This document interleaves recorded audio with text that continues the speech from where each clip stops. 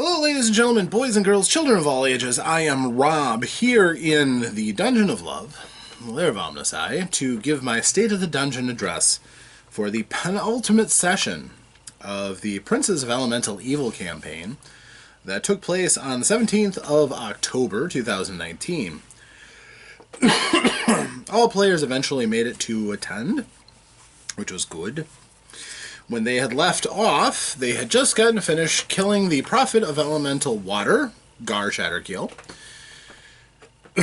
and claiming his trident, Drown, which was not real happy about being in the hands of Antaeus the Paladin, whose will was very strong and pretty much impossible to wrench control of, which he was in a frenzy to get out of the grasp of, because it inherently knew that its existence was in danger and that the entire agenda of the evil element water in the world was at risk.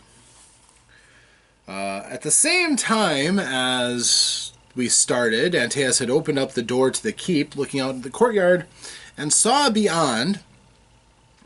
The keep had been surrounded by a bubble, which Olhydra was using to keep people from teleporting in and basically to keep her prophet safe while she built up enough power to flood the valley, kill everybody, and take her next step forward to destroying the world and drowning it in water.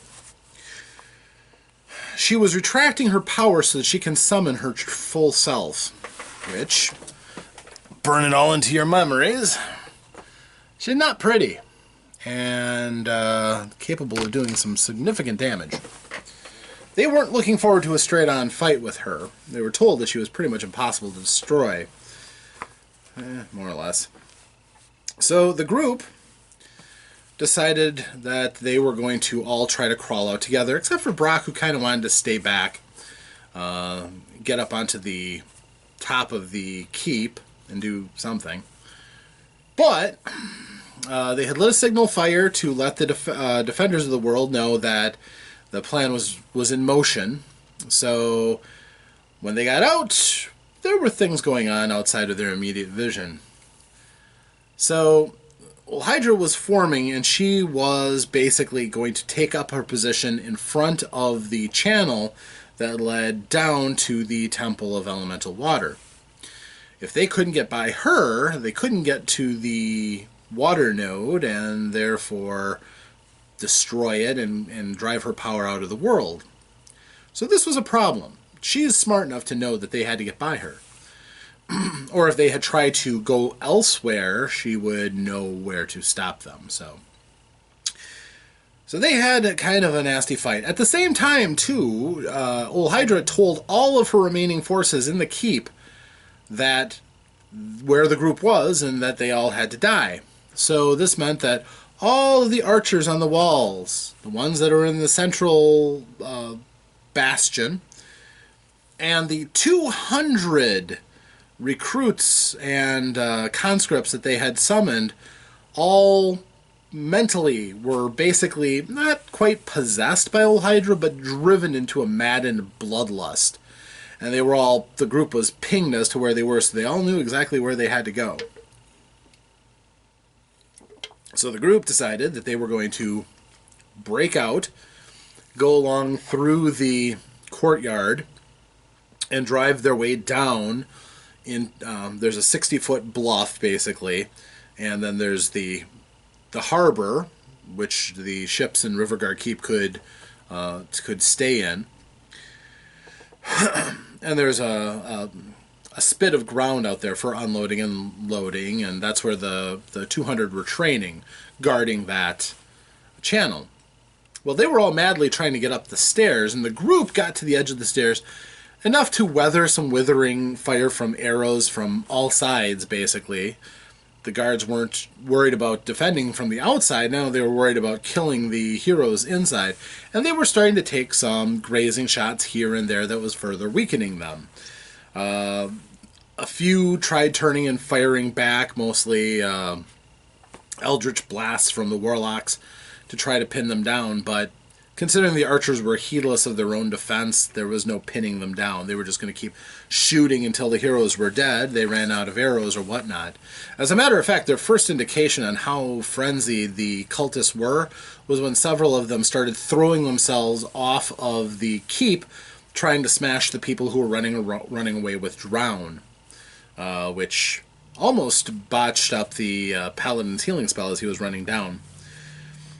So then came an interesting bottleneck. The stairs were clogged with cultists. The group was holding the top of the stairs when Terran came along with his wand of necrotic lightning.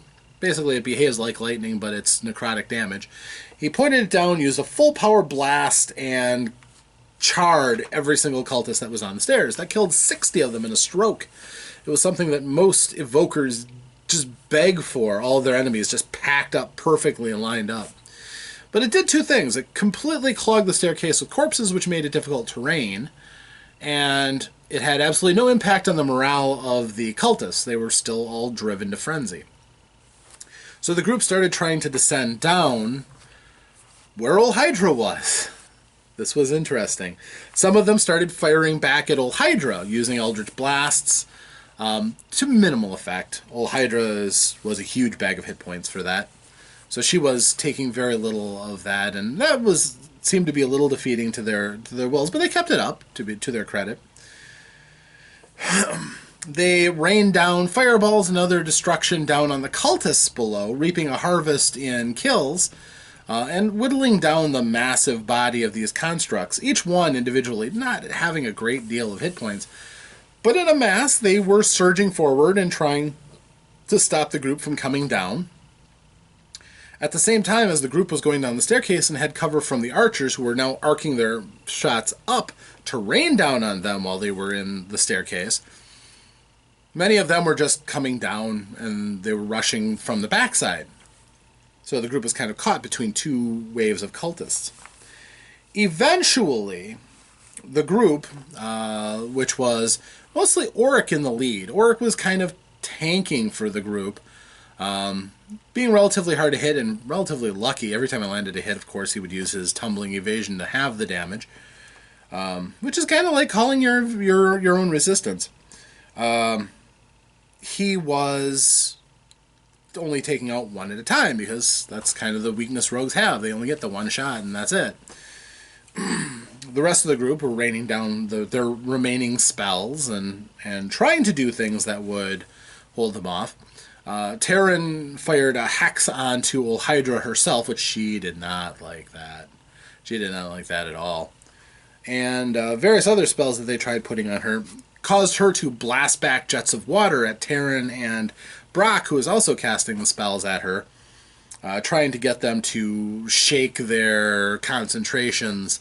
And she had a really good chance to hit, and she hit a few times and tagged them for some damage. Terran was kind of pernicious with holding on to his spells pretty doggedly, until she started raining ice storms down on the group, who were unfortunately kind of immobilized and pinned down on the stairs. This led to some detrimental damage to the group. Eventually even Brock was knocked out. At this time, it was Oriana who broke out from the rest of the group and walked along the wall and flanked, which helped to draw away some of the group. Antaeus slid down the stairs and lost Drown for a second before bouncing back and grabbing it back from the cultists. Drown was wriggling madly trying to get free, and Antaeus was not able to do much but hold on to it. So he just invoked his Azamar Radiance and started microwaving everybody, cooking himself, but at the same time pressing into the group of cultists, which he didn't fear, and trying to do as much damage to them as he could. The damage that he was doing wasn't significant enough to kill the cultists at any great pace, but it was injuring them. But it wasn't weakening their morale because they were already at maximum morale because of Olhydra's influence. So he was surrounded by cultists in a wave, and they were trying to snatch Drown away from him, and I think they got it away from him another time. The rest of the group were trying to figure out how they could help him and how they could drive their way forward. Auric, the butcher's way, just killing another one at a time. Brock and the others were attempting to, again, hold off Olhydra's attacks and blast away where they could, when they were assisted by the wizard Otto, who appeared and attacked Olhydra with an Abudelm's Horrid Withering, which is brutal against water creatures.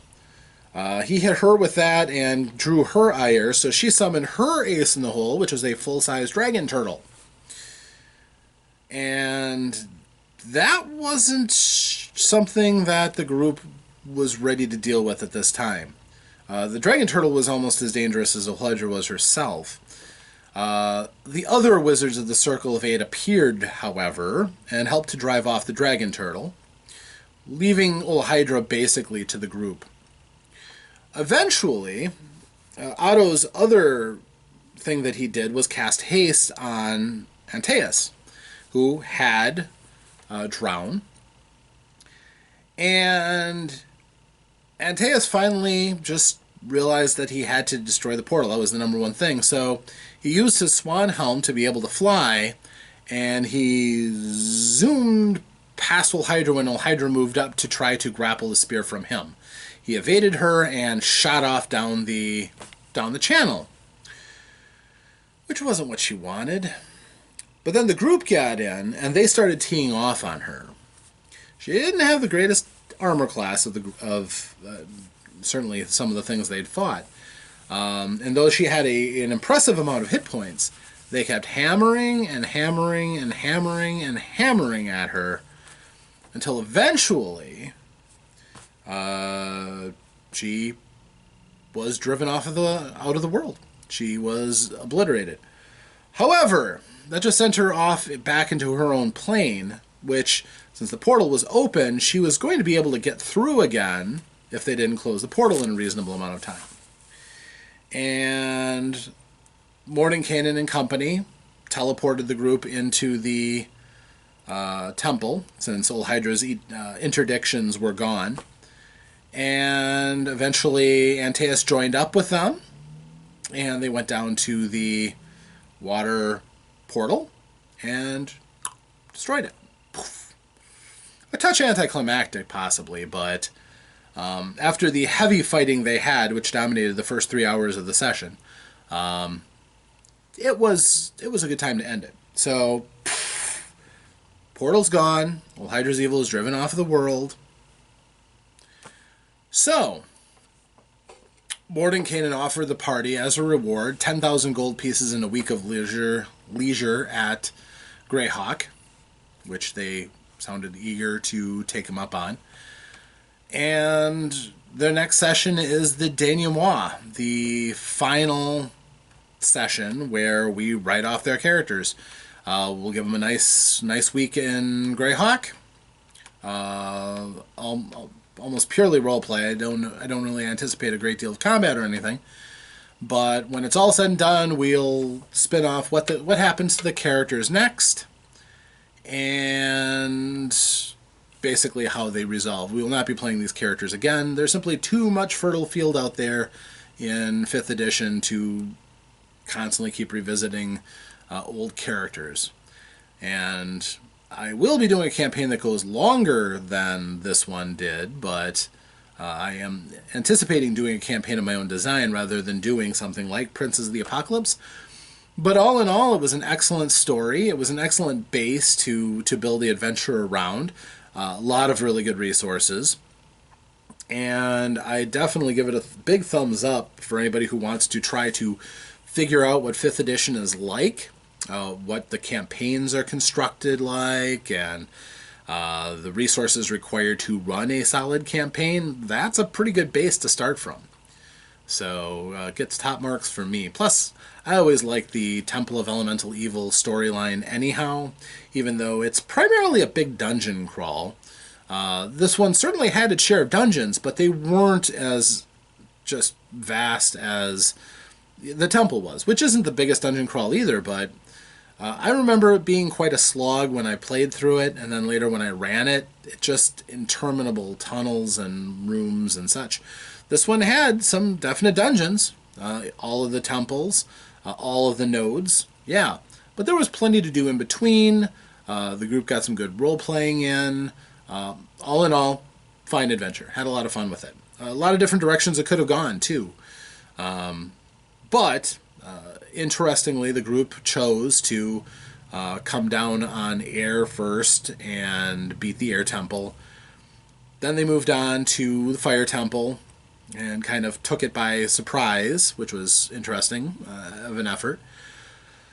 Then they went on to Earth to eliminate that, and finally they picked their poison, and the last one was Olhydra. Had they changed their order and gone about that differently, yeah, who knows what could have happened.